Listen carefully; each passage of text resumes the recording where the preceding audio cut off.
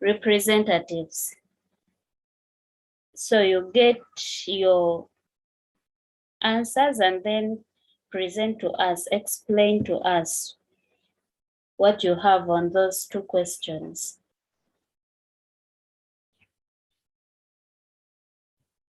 Two volunteers to give us at least 5 points on each questions, on those questions we left behind.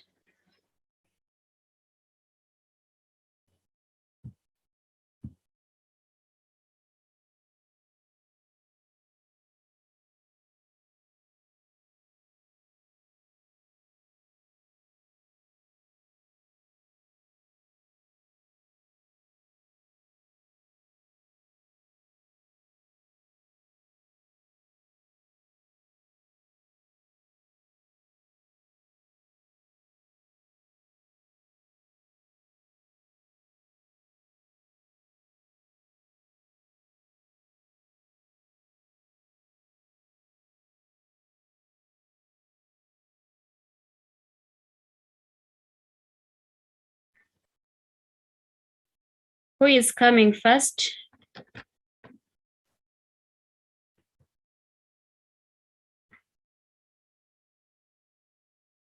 Did you get time to look through those questions?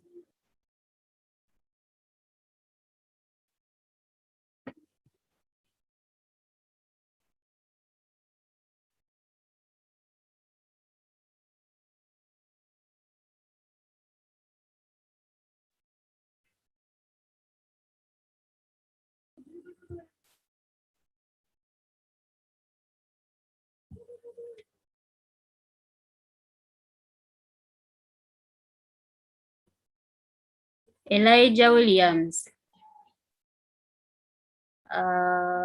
Manuela, I'm looking for those who are around in the previous engagement.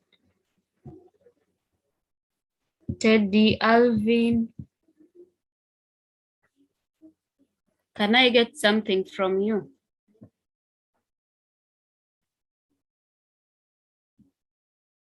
Alvin, can you read for us the questions on the screen? Yes, explain the differences, explain the different causes of low labor demand in Uganda. Then number 2, under what circumstances may labor demand be high? Okay, thank you. So let's start with the first question. It is asking us to explain the different causes of low labor demand in Uganda. But remember, in the last engagement, we looked at the factors determining labor demand, isn't it?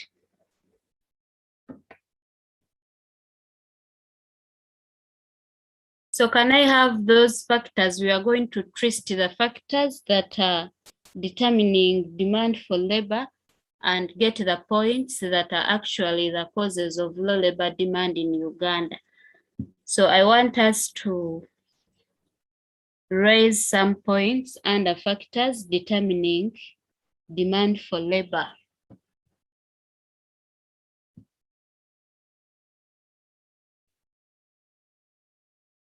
Can we have those factors, please?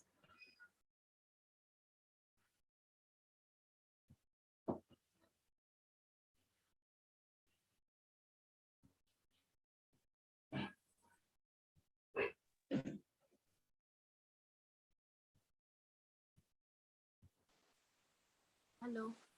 Yes, please, we can hear you. Though your device is not named. I'm Gracious. Gracious? Yes. The Okay. productivity of labor. The higher the productivity of labor, the higher the demand for the labor in order to produce more output, while low productivity leads to low demand for labor. I didn't really attend the last lesson, so I can't really explain. Oh, thank you. You didn't attend, but what you're uttering out is actually correct. So one of the factors determining demand for labor is the productivity of the labor. So as she has said that the high productivity will lead to high demand, and low productivity will lead to low demand. So, and if we relate that point to our question here on the screen explaining the different causes of low labor demand in Uganda. Can we please use that point and then form out an appropriate answer, the very first answer about productivity for this question? So from that explanation of productivity for labor, what do you think is the first answer for causes of low labor demand?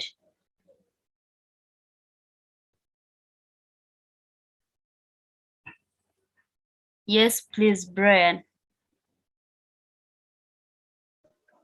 I think low productivity of labor is a cause. Perfect. So the first point for causes of low labor demand is low productivity of labor. If the productivity is very low, the demand will also be low. So that's one cause of low labor demand. Can we have another factor of factor determining labor for labor so that we can get another cause of low labor demand? The first one, we've looked at low productivity of labor, and the factor was productivity of labor. So the trick here is you have your factor of you have your factor determining demand for labor as a general factor. For example, productivity of labor, it has no side. So that's a factor. But if you're making it a cause for low labor demand, you will have a side. For example, productivity, we've said if we want to make it a cause, we will say that low productivity of labor because it is the one that will lead to low labor demand. So it's a matter of twisting the factors and making them in actually the negative side, because the negative side is the one that will lead to low labor demand. Maybe I give you one more example. We talked of the level of wages as a factor determining demand for labor. If you look at level of wages and you want to make it a cause of low labor demand, can we have someone trace for us that point? Which level of wages is going to cause low labor demand?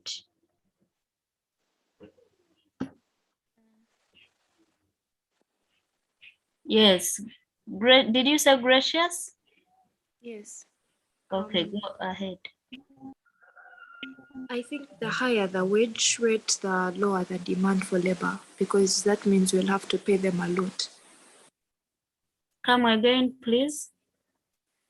The higher the wage rate, the money to pay the labor supply, the lower demand. But then when it's lower, that means the demand will be needed more. Thank you. So the other cause of low labor demand will be high wages. Remember when we were talking about the level of wages, we said that if the wages are high, the demand for labor will be low. What will these producers do is to look for the alternatives. If they see that labor is very expensive, then they will opt for capital intensive machines. So they will use the machines instead of labor, making labor demand low. So that's why she's saying that high level of wages. So the other cause of low labor demand is high level of wages. Once the wages are very high, then the demand will be low. So that's another cause. Simon, your hand is up. Are you giving us another cause of low labor demand? Yes, madam. Please go ahead. Says that low level of demand for goods that labor produces. Come again. Low level of demand for goods. Thank you so much. That's another point. That's where another labor produces. This is where if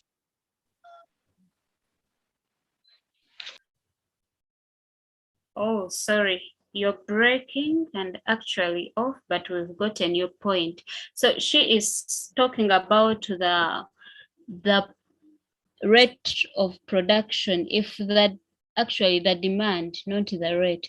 If the demand for the products is low, it means that the demand for labor will also be low. So that's another cause of low labor demand. Can we have another one? The previous one is low level of demand for the products that are produced by the labor. So if the demand for those products is very low, it means that there will be no need of actually employing a good number of labor. So that will lead to low labor demand. While explaining these points, don't forget to relate it to your country because the question is being specific, asking for low causes of low labor demand in your country, in Uganda. All right, can we have another cause of low labor demand? Teddy, your mic is unmuted. You want to say out something? Yes. Go ahead. Political atmosphere. Okay. Like political instability leads to low labor productivity. This is because people don't settle and concentrate. While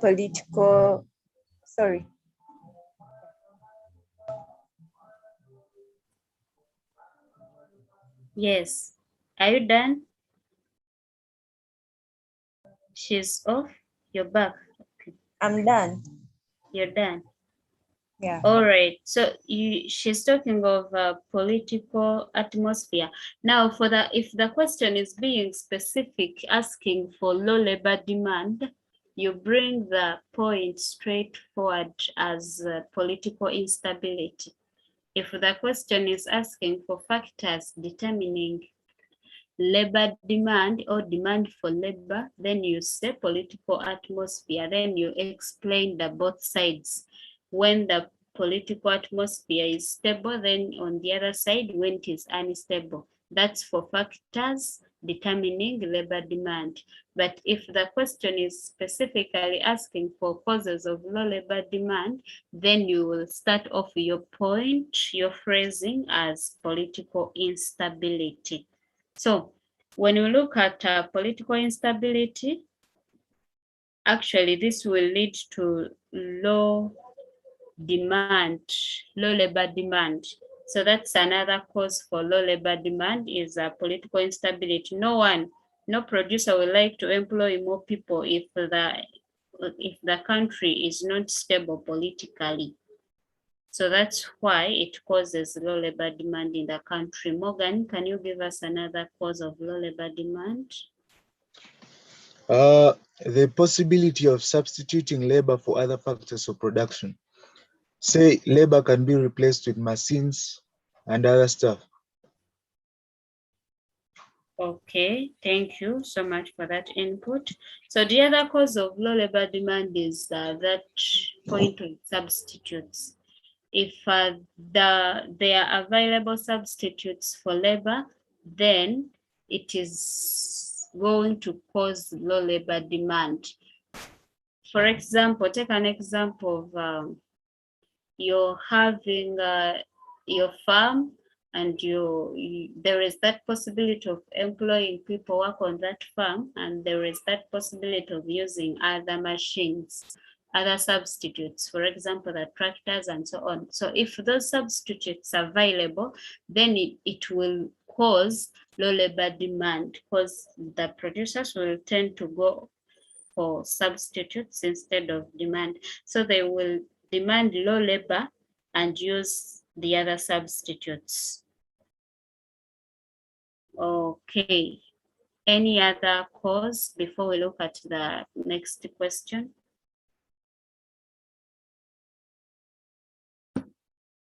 Manuela? Teacher, I was wondering if I say inelasticity of supply of labor, am I correct? Inelastic? Come again? Elasticity of supply of labor. Go ahead and explain. Like this labor, for example, doctors, they are more needed, but again, their labor is kind of minimized. Okay, I don't know how to explain it very well, but doctors in particular, they mostly work in hospitals, so you can't expect a doctor's labor to be mobile, something like that.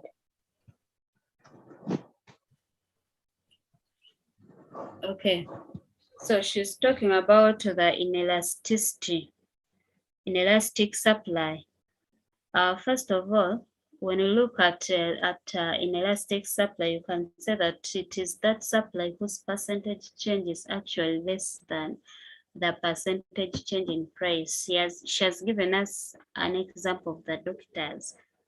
So when you look at the doctors, maybe there are some professionals that you cannot substitute. If a doctor is working in a certain hospital, you will not expect that doctor to find that same doctor in an education system. So you will find the doctors in the hospitals only. You will not find them in any other profession. The same applies to other professions. So that makes their supply inelastic. Can we look at the circumstances where labor demand may be high? When do you think labor demand might be high? Under what circumstances? I told you in the previous engagements, the points for these answers are almost similar. You just need to change the explanations and twist them. So as long as you understand the general points, you'll be in position to answer all other related questions. Gracious? When the levels of skills are high, the demand will be high. Levels of skills. Under what circumstances may labor demand be high? High skilled labor. That's one point. So if the labor that is around is highly skilled, it means that every producer will actually be running for that kind of labor, the highly skilled labor, and that will lead to the high labor demand. Yeah. Thank you, Gracious. Anna Maria, your hand is also up. When the demand of the good is high,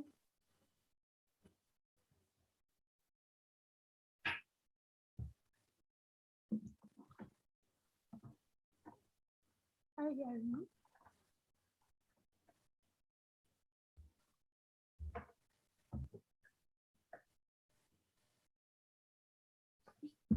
Anna Maria, you're too low. Your volume is very low. When the demand of a good is high. When the demand of a good is high. Okay, thank you so much. Are you still adding on? No. Okay, thank you so much. To add on that, Simon, you want to comment on her point or you have a different point? A different point. Okay, so to add on Anna Maria's point of when the demand of a commodity is high. So the phrasing of these points, for instance, for that specific question asking under what circumstances may labor demand be high. So you just bring your point as a high demand for a commodity. You don't start off your point with when.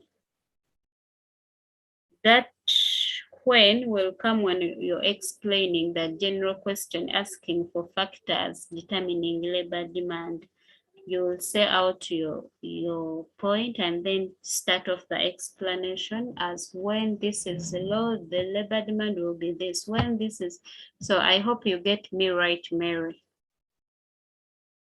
So you'll just need to say out high demand for a commodity. So when you look at the demand for a commodity, it determines the demand for labor. So high demand for a commodity will lead to high demand for labor because of more labor will be needed to produce more commodities to meet the customer's needs.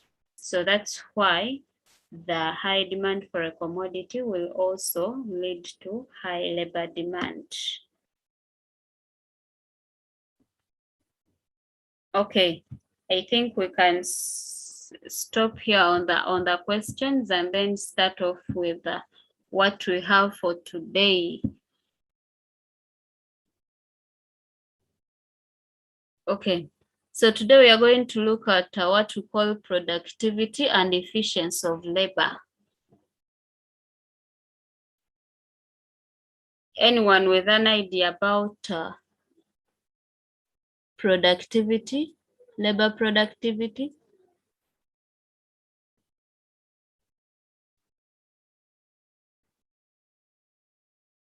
Yes, brilliance.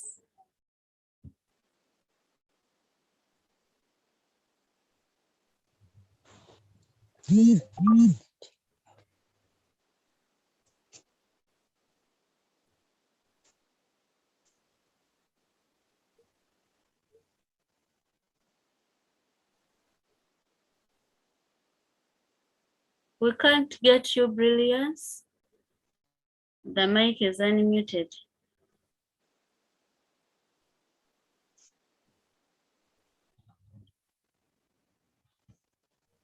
Okay, can we have Nantume? Nantume, can you tell us what you have about labor productivity? Okay, thank you. Me, what I know, labor productivity refers to the quantity of output that a unit of labor force can produce in a given period of time. Oh, thank you for that input. Any other? Brilliance, do you still want to say out something? Brian? The same as that for now to me, but I can say is the measure of output per unit of labor employed in a given period of time. Okay, thank you. Thank you as well. Alvin, you have something to say? It refers to the amount of output produced by unit labor employed in a given period of time. Thank you. Anna Maria?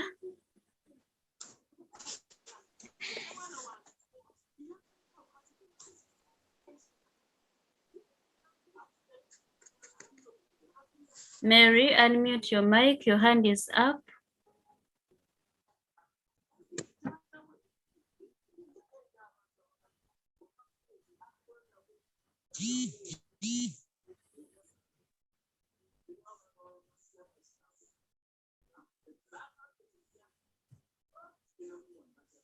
Okay. We can look at those ideas that have been brought out by Tricia, Alvin, Brian, and others. So when you look at labor productivity, just like you've said, you make sure that you have the quantity of output and you have period of time and then unit. So when you talk of labor productivity, basically we mean the quantity of output that is produced by a unit of labor in a given period of time. So you consider a unit of labor, you consider the period of time that labor is going to take, and then consider the quantity of output. So if Tricia is our labor, our unit of labor, you consider the time she's taking to produce which amount of commodity. So you consider the amount of commodity, which is the quantity output. You consider the time she is taking, and then you consider her as a unit, each unit. So that's labor productivity. For productivity, you talk of quantity only. Quantity include quality. So we don't mind the quality she's producing, but our focus under productivity is on the quantity, the amount of goods, the amount of output she's bringing out in a given period of time. So, and when we talk of labor productivity, there are some questions that can come along that will need calculations. For example, we have there our example. Can I have someone read for us the example, the question?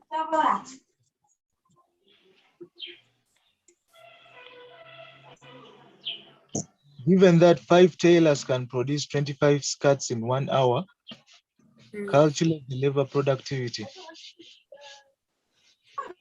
Thank you. Given that 5 tailors can produce 25 skirts in 1 hour.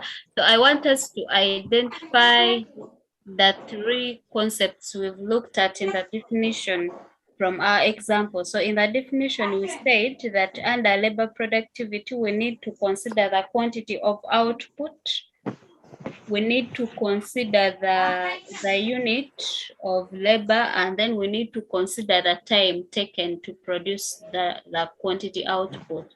So I want us to find the 3 concepts in our example.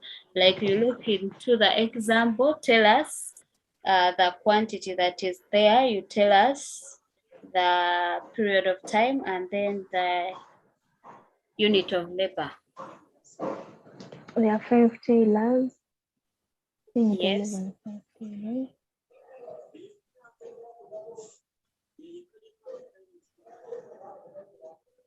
There are 5 tailors in our example, and that's the period of time. Number of workers, no?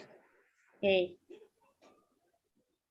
That's the unit of labor, or the number of number of workers we have. And what we shall do, we shall get 25 skirts times the 1 hour, and then we multiply it by the number of workers. So now we get the labor productivity. Okay, we shall see.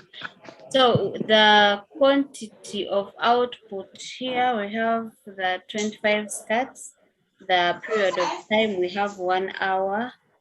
And the labor, we have 5 tailors. But remember, in our definition, labor productivity, we said a unit of labor. And a unity means something that is single, something that is not in plural format. And when you look at our labor we have, or our workers we have in the example, there are 5.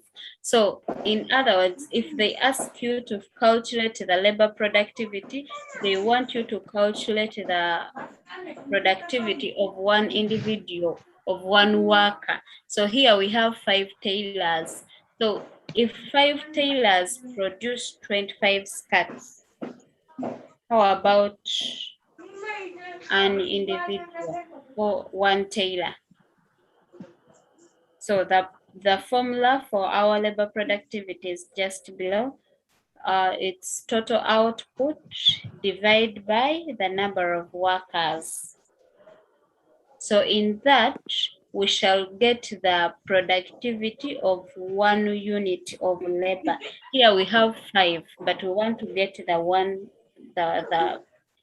the result for 1 unit of labor. So that's why we say that total output over the number of workers, and that will be 5 over 25. 5. That will be 25 over 5. So we have our total output as 25 skirts. Then we have the number of workers as the 5 tailors. So you get 25 divided by 5, and the result will be, Alvin, what will be our answer? Yes, will be 5. Sorry? Yes, will be 5. Yeah, the answer will be 5. So when you get 1 unit of labor in an hour, that person or individual will be able to produce 5. And if you get 5 tailors, they will produce 5 times 5, which is 25. If you get 2 tailors, if 1 unit of labor can produce 5 skirts, how about two units? That is 2 tailors. That is 2 times 5, which is 10. You're keeping time constant as 1 hour. Any question about that? If you have a question about that calculation, or if you need to be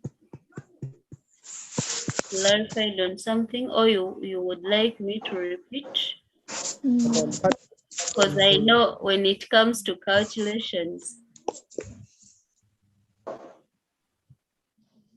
Madam, could you please pardon? Okay. All right, we are repeating this together. So we have said that labor productivity involves quantity output, that is 1. It involves the period of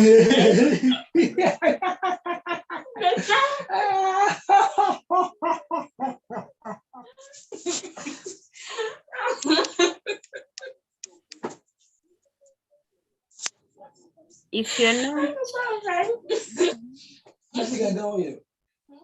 not giving in your idea, please unmute your mic.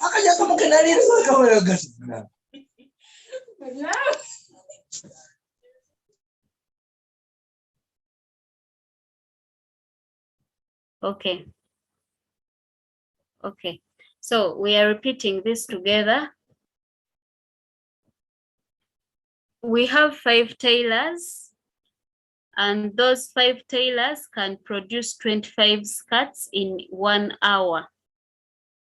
And when they ask you to calculate the labor productivity, remember labor productivity, we said it is that quantity output that can be produced by 1 unit of labor in a given period of time. So for this case, labor productivity requires only 1 unit of labor. And here in the question, we have 5 tailors. So let's put it in our layman's language. So we have 5 people. There are 5 people. They are going to produce 25 skirts in 1 hour. So if 5 people can produce 25 skirts, Ali Mahadi, mute your mic. Okay, so if 5 people can produce 25 skirts, how about 1 person? Because under labor productivity, we look at a unit of labor, an individual. So you look at 5 people, 25 skirts. So you ask yourself, if 5 people can produce 25 skirts, how about 1 person? That's why we are taking this 25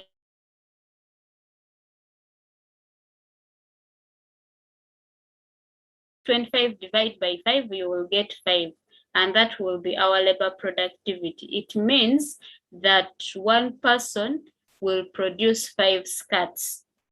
And if you get 5 people, if 1 person produces 5 skirts, it means that for 5 people, you will get 5 times the 5 skirts to get back to your 25.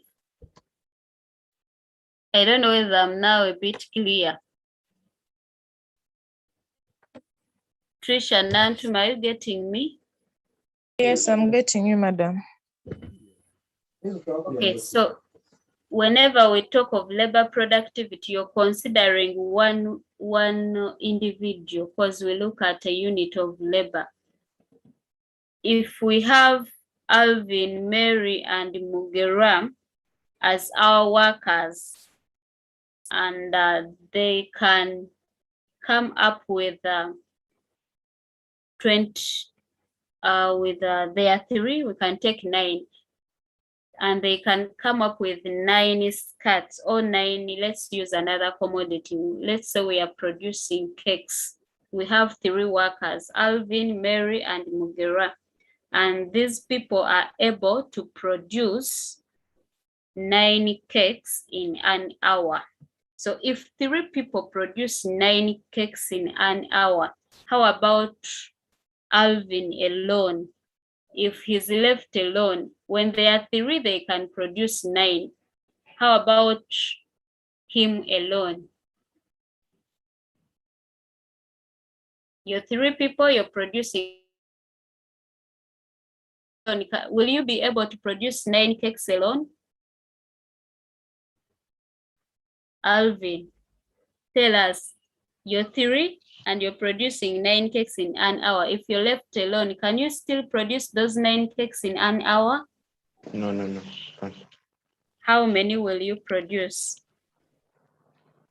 Less. Sorry? I'll Less. produce less cakes. Yes, yeah, that's true. You will produce less, but to get the actual number of cakes you will produce, you're getting the 9 cakes you can produce when you're 3, divide by the number of people, that is 3. So you get 9 divided by 3 to get, what's 9 divided by 3? It's 3. It's 3. So if you're 1, you will be able to produce 3 cakes. Okay. And if you're 3, that is 3 times 3. You're 3 people, you will produce 9 cakes because each individual will be able to produce 3 cakes. If you're 2, it means you will produce 6 cakes because an individual produces 3. So 3 times 3 will be 6. It is the same case here. You're 5 people, you're producing 25 skirts. But we want to look at that instance when you're 1. So if you're 1, you will not be able to produce 25 skirts in 1 hour. What you will do is to produce 5, because 25 divided by 5 people, you will get 5. So these 5 tailors, each tailor were producing 5, and when they are 5, it will make 25. So 5 times 5 will come up with 25. So labor productivity, you get the total output divided by the number of workers. And the total output we have in our example is 25. Divided by the number of workers, we have 5. So 25 divide by 5, it will give us 5. So 5 will be our labor productivity. Am I clear now? Yes, madam. Okay, thank you. Yes, So, madam. Zach Official, your hand is up. Do you have any question? Yes, I have a question. Go ahead. So if I calculate my labor productivity and I get a number that has a point, let me say a decimal, do I round it off or do I put it as it is? You can leave it as it is. Okay. Yeah. Any other question?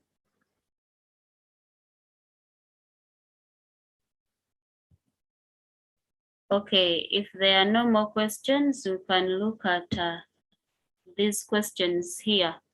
So we have our questions, 2 questions here, and the first one is someone to read for us the first question.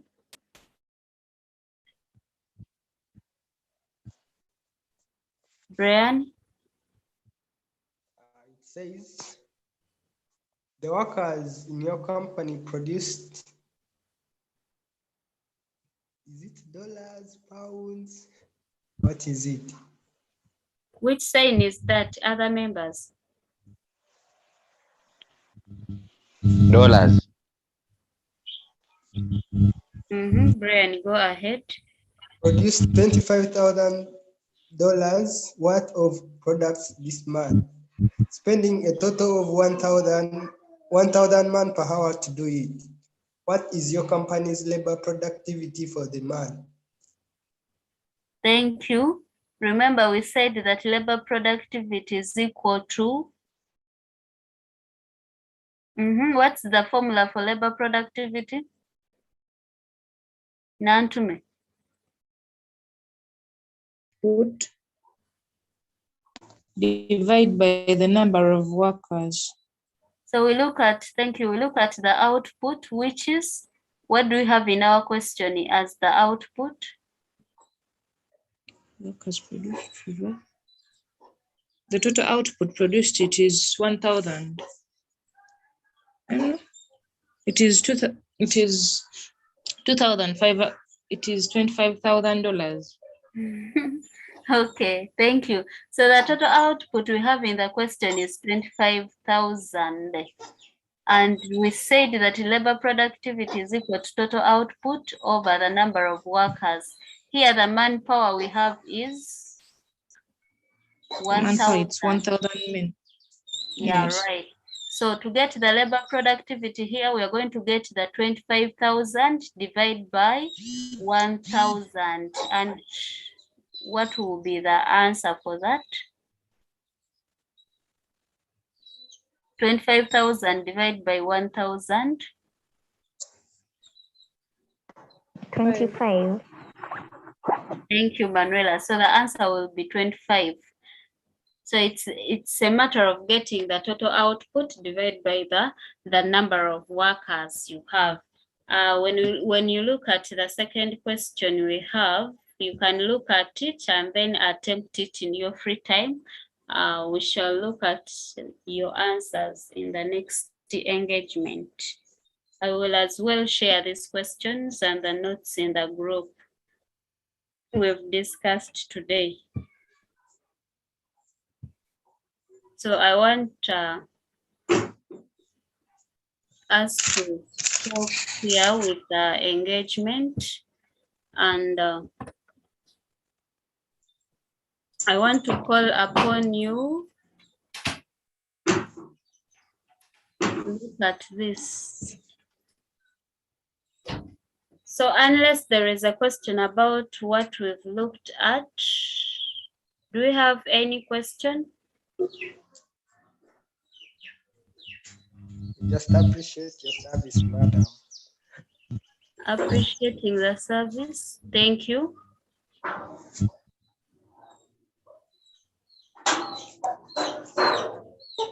Any question? Any others? You don't have any question?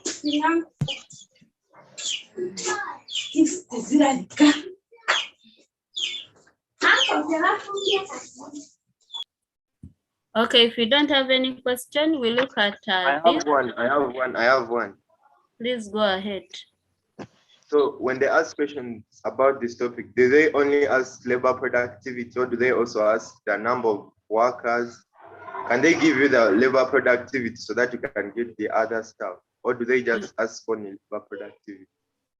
They can. They can give you the labor productivity, and then you find out the number of workers depending on what the examiner wants. Okay. But it's very easy. If you have the labor productivity, as for example, the first example, we had 5, and they give you the number of workers and then ask you for the output, you just multiply 5 by 5 to get 25 as the output. You get me right? Yes. Yeah, any other question?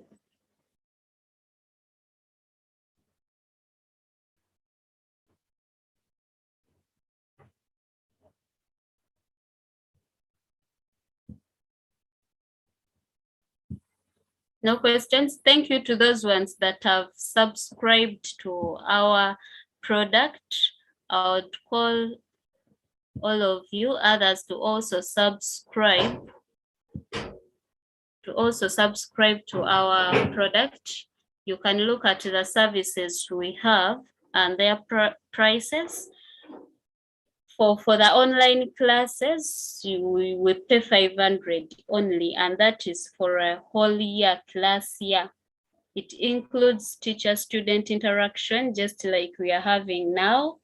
Then you get access to the courses, you get access to the subjects on our website.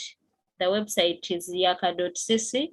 Then you also get to be marked and graded. You also get access to the assignments, quizzes, and that is for a class year, full year.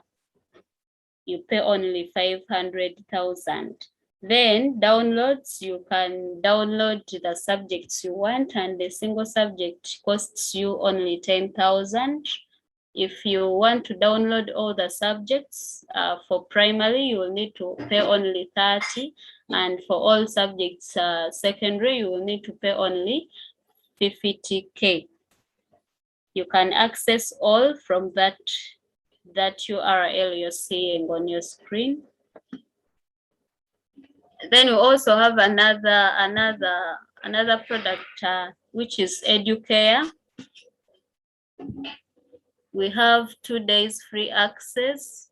We have bronze level. You pay only 20,000 per month, and silver you will pay only 50 quarterly.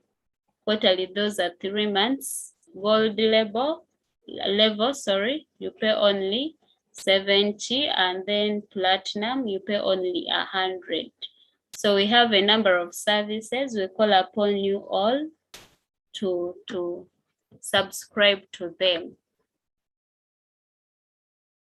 Unless you have a question about our services or else, I say thank you for the participation and for coming up.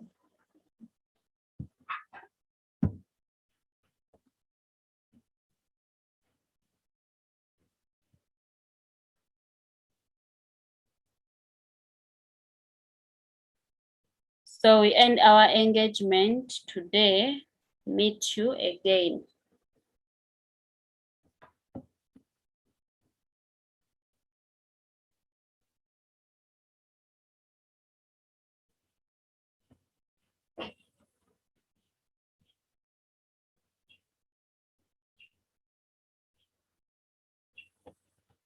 Oh, Morgan, your hand is up. Would you like to say something before we close? Yeah. I think I did not get the services and stuff pretty well. Oh. Yeah. Okay.